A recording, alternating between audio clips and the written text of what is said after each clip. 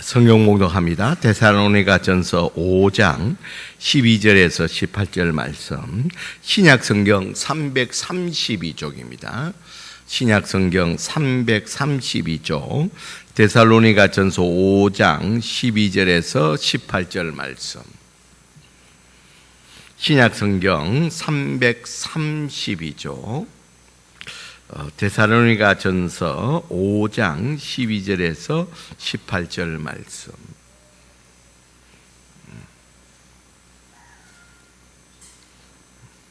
그 주부에는 페이지 수가 조금 잘못되어 있죠.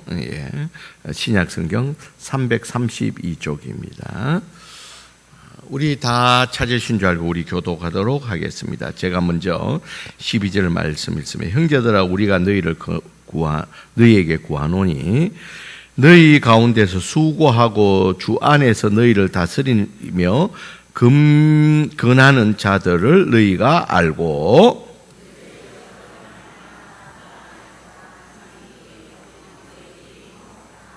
또 형제들아 너희를 권면하노니 게으른 자들을 경계하며 마음이 약한 자를 격려하고 힘이 없는 자들을 붙들어주며 모든 사람에게 오래 참으라.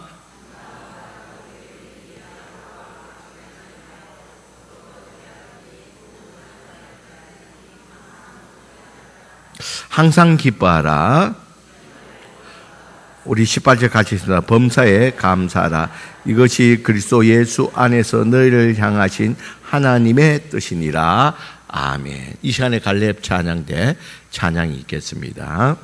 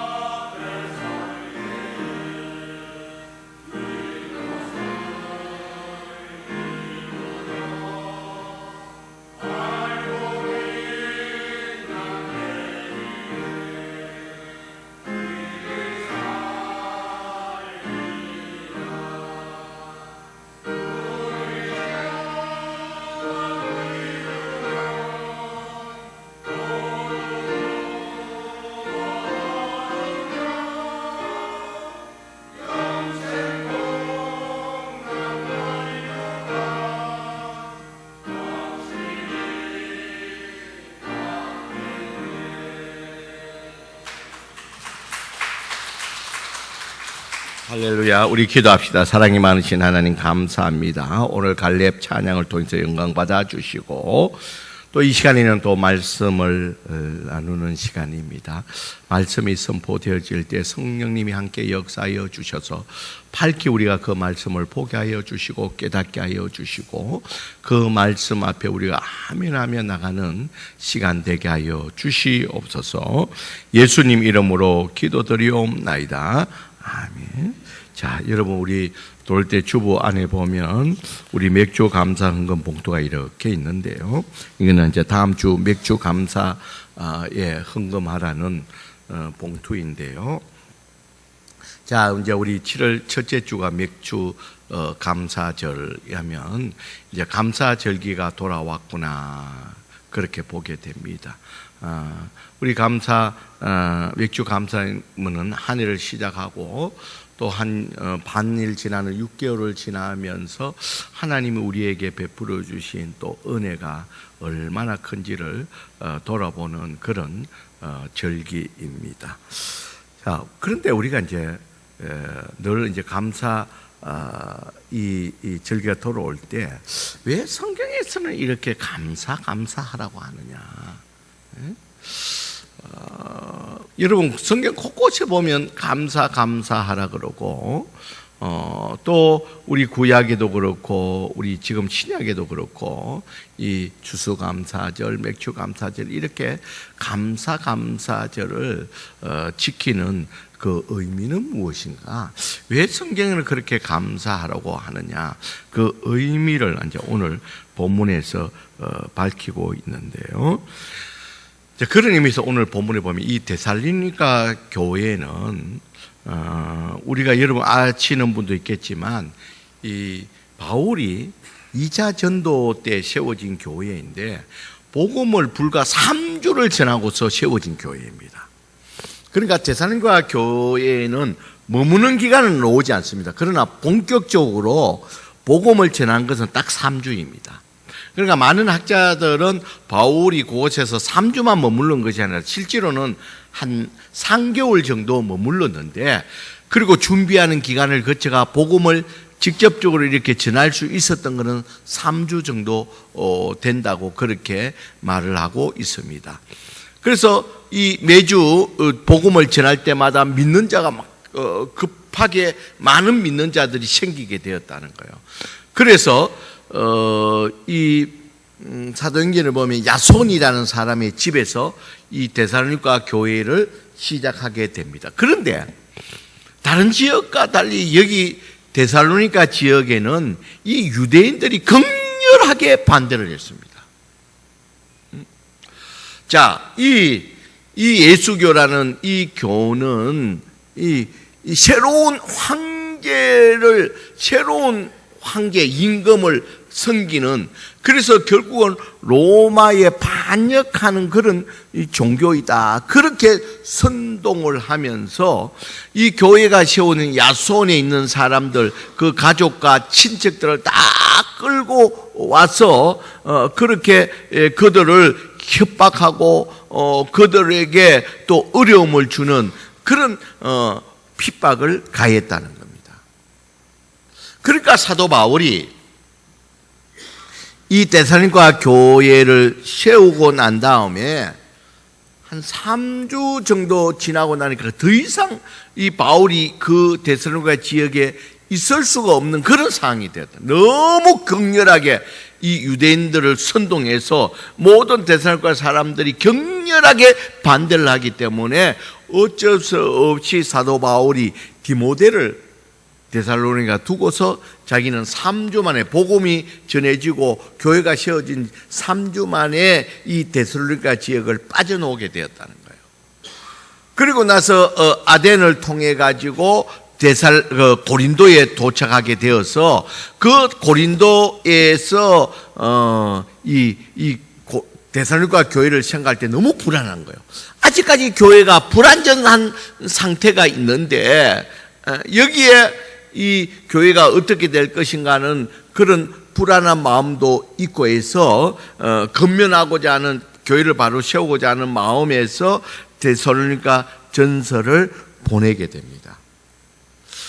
그런데 이 데살로니가 전서를 보내면서 오늘 본문에 보면 18절에 보면 감사하라 그렇게 합니다.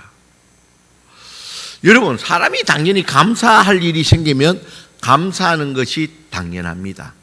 그런데 오늘 감사라고 그냥 감사가 아니라 무슨 감사를 하라고요? 범사에 감사라고. 여러분, 범사에 감사하라는 것이 말이 되느냐는 거예요. 여러분, 우리가 모든 일이 일어나는 일이 어떻게 감사할 일들만 일어납니까?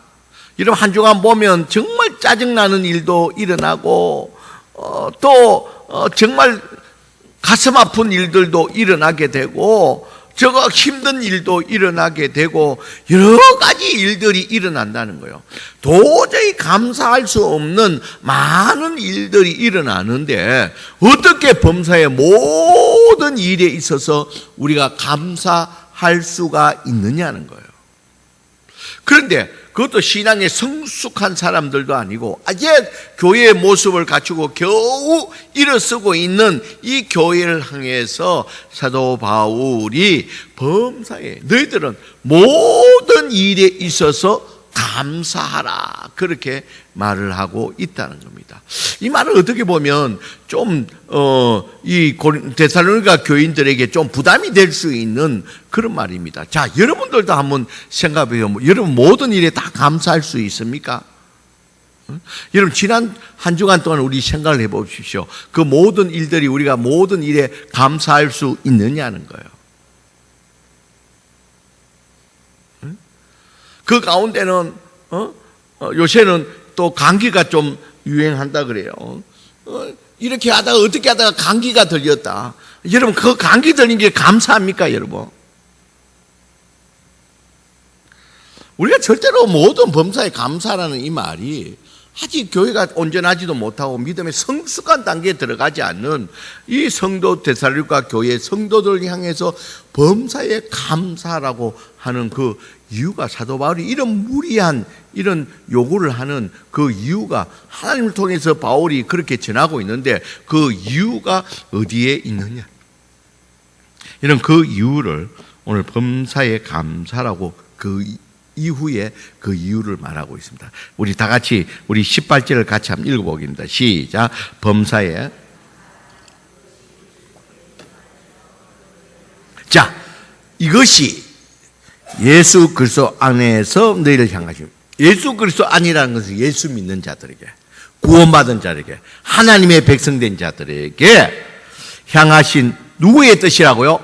하나님의 뜻이라고 합니다. 자, 이 말은 무슨 말이냐면요. 결론적으로 말하면 이 감사는 너희에게 일어나는 모든 문제들을 해결하는 열쇠가 바로 감사라는 거예요. 자, 그런 의미에서 하나님의 뜻이다. 너희가 원망할 수밖에 없는 일, 불평할 수밖에 없는 일, 좌절할 수 없는 일들 가운데 원망과 좌절과 불평을 하게 되면 그 문제는 문제대로 남으면서 그것이 나에게 고통이 된다는 거예요.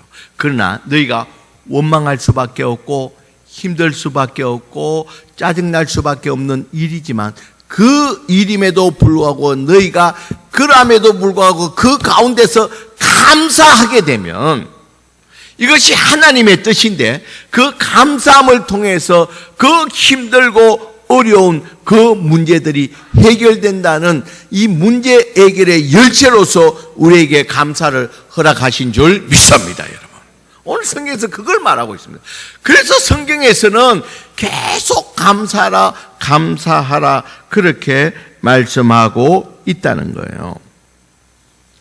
자, 그러면 여기에서 이렇게 감사하라 문제 해결의 원리로서 감사와 더불어서 이야기하고 있는 것이 16절에 보니까 항상 뭐하라고요? 기뻐하라 그럽니다. 여러분 여기 항상 기뻐하라는 것은 믿음이 있어야지. 믿음이 있어야 기뻐할 수 있습니다. 모든 일에 있어서 하나님에 대한 하나님이 이 문제를 도와주시고 해결해 주실 것이라는 그 믿음이 있을 때 어떤 문제 앞에서도 우리가 기뻐할 수가 있다는 거예요. 첫째는 믿음이고 두 번째는 뭐라 하라고요? 그 문제들 앞에 쉬지 말고 뭐 하라는 겁니까? 기도하라는 건 뭐 제가 설명할 필요가 없죠. 그와 더불어서 감사라는 거예요. 그러니까 모든 일에 있어서 믿음을 가지라. 그건 당연한 말이죠. 모든 일에 있어서 문제가 일어날 때 기도하라는 거 당연한 거죠. 그와 같이 당연한 같이 모든 일에 있어서 감사라는 거예요. 감사할 수 없는데 감사라는 거예요. 이것은 믿음의 원리와 똑같고 기도의 원리와 똑같이 이 감사는 모든 나에게 일어나는 문제들을 해결하는 원리로서 감사를 말씀하고 있다는 겁니다. 자, 그러면서 오늘 성경에 잘 보세요. 오늘은 특별히 왜 16, 17, 18절을 보면 되는데 앞에 절을 보냐면 왜 이런 감사하라고 말을 하고 있느냐 하면 그 이유를 앞에서 말씀하고 있다는 거죠. 자, 12절 우리 같이 한번 읽어봅니다. 시작. 형제들아 우리가 너희를 구하노니 너희 가운데 수고하고 주 안에서 너희를 다스리며 금연한 자들이 너희가 알고라고 되어 있습니다. 자, 교회의 역사가 짧기 때문에 거기에 세워진 처음에는 디모데를 두고 왔고 디모데가 빠져나오면서 그 지도자가 다 준비되고 훈련된 지도자가 없었습니다. 아직 불완전한 그런 지도자가 교회에 세워졌다는 거예요. 그러니까 목회자로 세워졌다는 겁니다. 거기에 대해서 오늘 바울은 자, 너희가 알고라는 것은 인정해 주라는 거예요. 거기에 대해서 원망하고 불평하고 지적하고 그렇게 하지 말고 그를 인정해 주라. 하나님이 세운 지도자로서 인정해 주라는 거예요. 자, 그리고 13절 봅시다. 그들의 역사로 말미암아 사랑 안에서 가장 귀히 여기며 너희끼리 화목해라. 그렇게 말합니다. 자, 이 부족한 지도자이지만 그를 귀하게 여기고 그로 말미암아 다투거나 분열하는 것이 아니라 화목하라는 거예요. 자, 그리고 더 나가서 봅시다. 14절에 보면 또 형제들아 너희를 권하노니 게으른 자들을 경계하고. 자, 게으른 자에 대해서 지적하고 막 그렇게 막 그로 말미암아 우리 교회가 힘이 든다. 왜 그렇게 열심히 하지 않냐? 그로 말미암아 그렇게 하지 말고 또 마음이 약한 자를 격려하고 힘이 없는 자를 붙들어 주며 이 모든 일에 오래 참으라. 그렇게 합니다. 자, 이렇게 할 수 있는 근거. 부족한 지도자에 대해서도 인정을 해주고 귀히 여겨서 화목하게 되고 부족하고 연약하고 약한 자를 이렇게 붙들어 줄 수 있는 이 근거가 어디에 있냐면 감사라는 겁니다. 왜 저런 사람이 왜 이렇게 되어서 원망하고 불평하게 되면 이렇게 화목할 수도 없고 붙들어 줄 수도 없고 세워 줄 수도 없다는 거예요. 인정해 줄 수도 없다는 거예요. 부족하지만 그 가운데서 좋은 것들로 인해서 감사할 때 우리가 이런 어려운 환경 가운데로 이런 지도자 부족하지만 그렇게라도 세워서 자리를 지켜주는 지도자가 있음에 대해서 감사할 때에 인정이 되어진다는 거예요.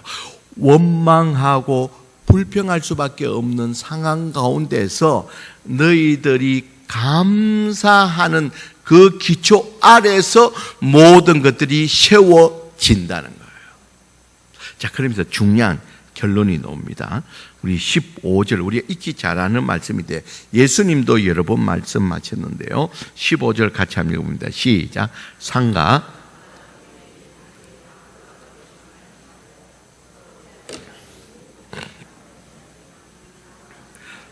자, 저는 이 말씀을 보면서 상가 누가 누구에게 악으로 악을 갚지 말고 서로 대하든지 모든 사람을 항상 선으로 대해라. 그렇게 하는데 여러분 이것들도요 감사 위에서 이 일들이 가능하다는 거예요. 그 예를 보여주는 게 제가 이 말씀을 보면서 딱 그 생각나는 사람이 누구냐 하면 손양원 목사님입니다. 여러분 사랑의 원젓한 주인공 손양원 목사님 여러분 다 잘 알고 있지 않습니까?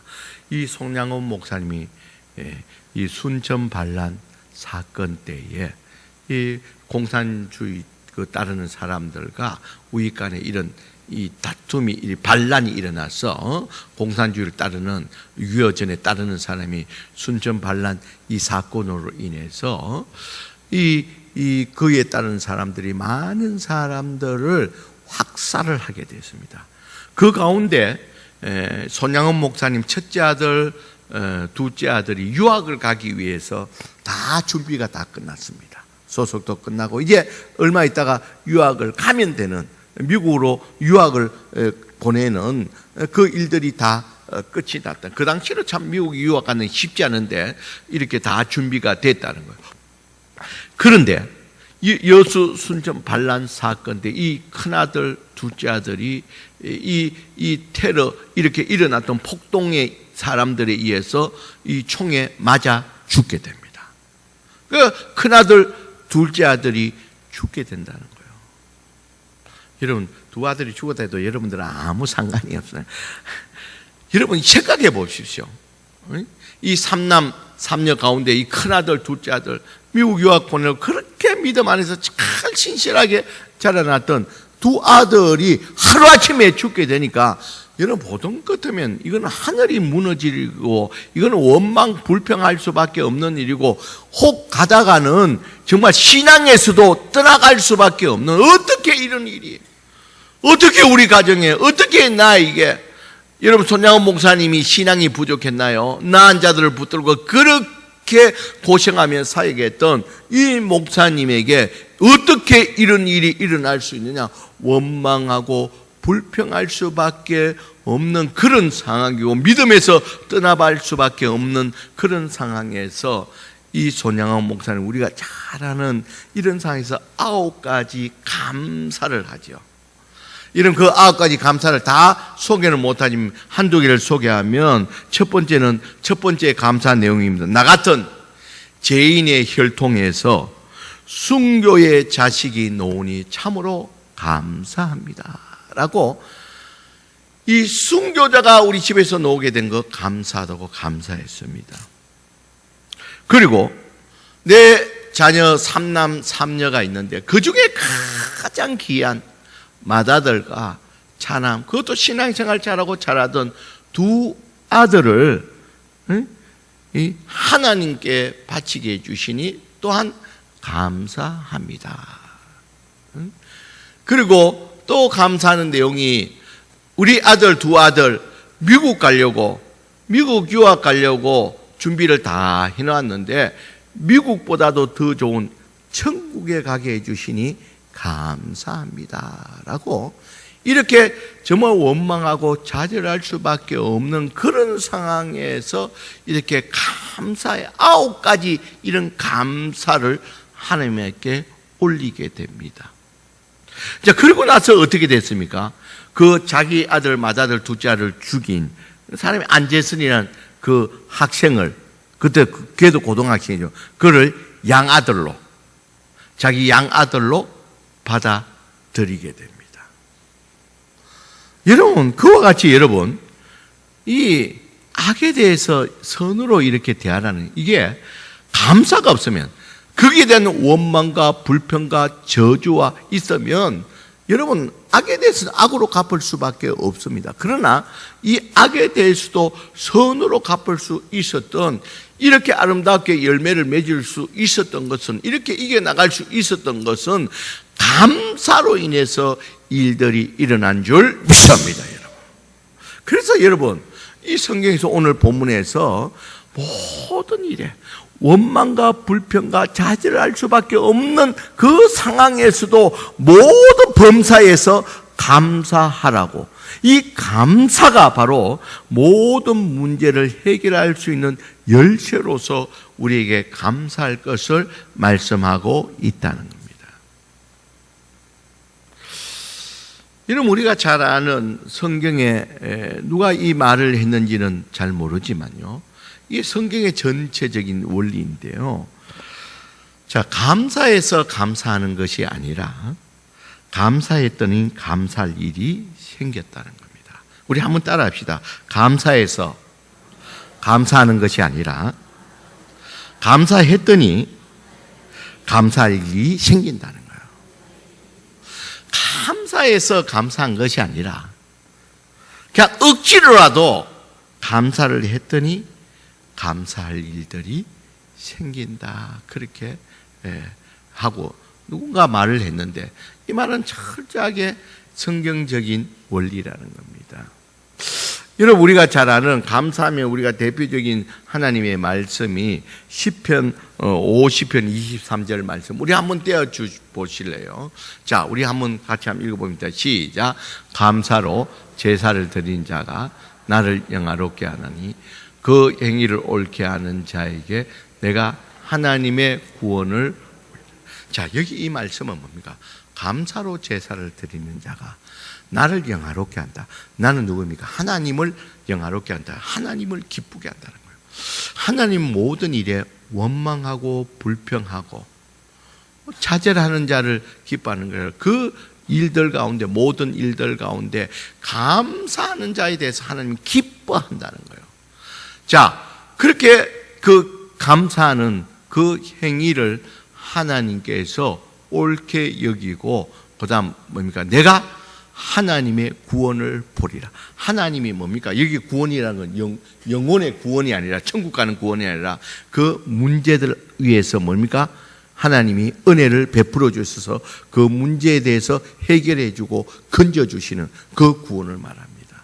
다시 말해서 감사할 수 없는 상황 가운데서도 감사했더니 하나님이 그것을 기쁘게 여기시고 그 상황 가운데서 구원을 베풀어 주시는 하나님의 은혜인 줄 믿습니다.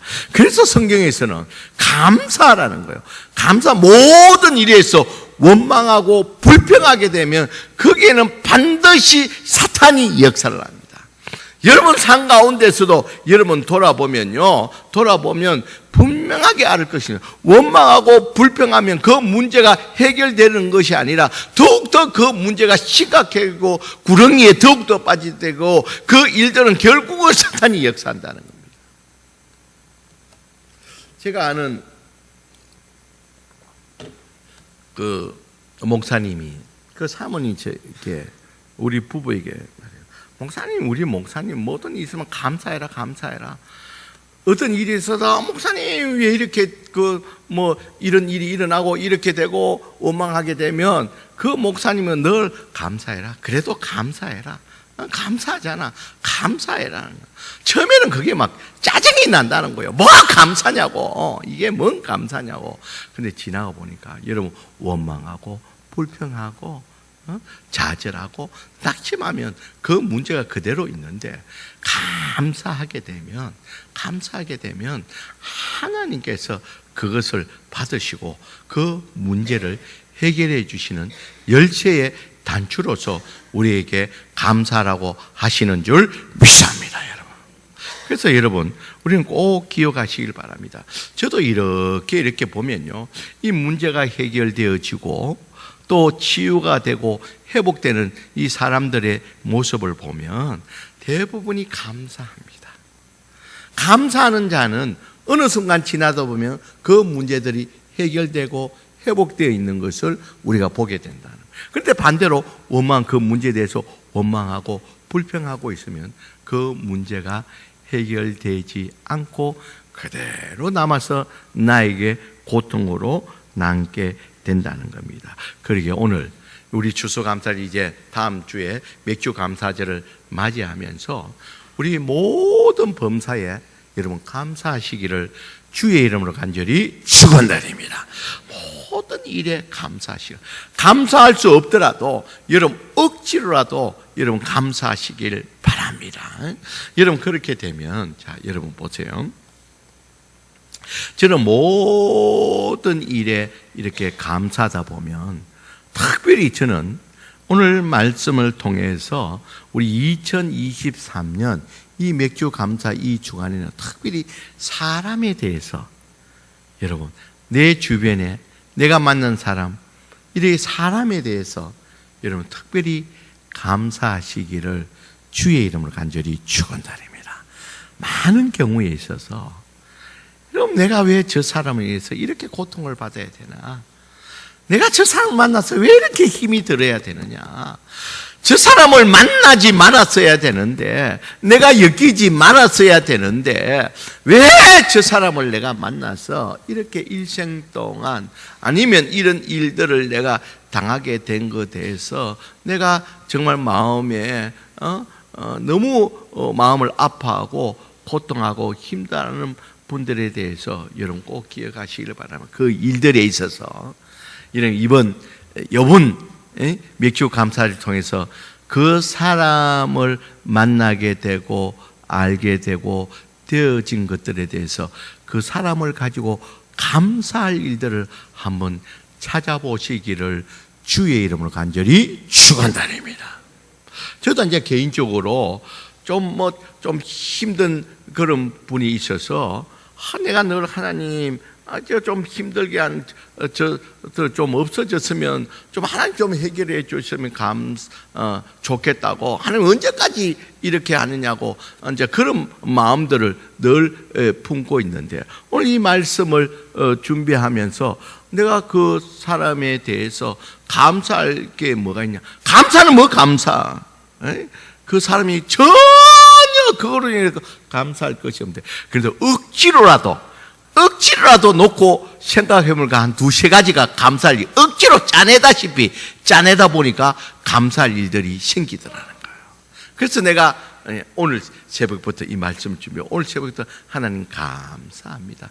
그 사람을 위해서 이렇게 된 거 감사합니다. 이렇게 된 거 감사합니다. 이렇게 된 거 감사합니다고 나가니까 마음이 그렇게 편해질 수 없고, 또한 하나님이 이 감사를 통해서 이제 이 문제들을 해결해 주시려고 하는가 하는 그런 믿음의 마음이 솟아나게 되었다는 겁니다. 그래서 오늘 예배드리는 저와 여러분들은 특별히 우리 2023년 이 맥주절은 내 주변의 사람들로 인해서 오히려 감사함을 통해서 우리가 얽혀있고 또 풀어지지 않은 그 모든 문제들까지 다 해결받으면서 이 맥주 감사절을 하나님의 영광 돌릴 수 있는 저와 여러분들이 되시길 주의 이름으로 간절히 축원드립니다.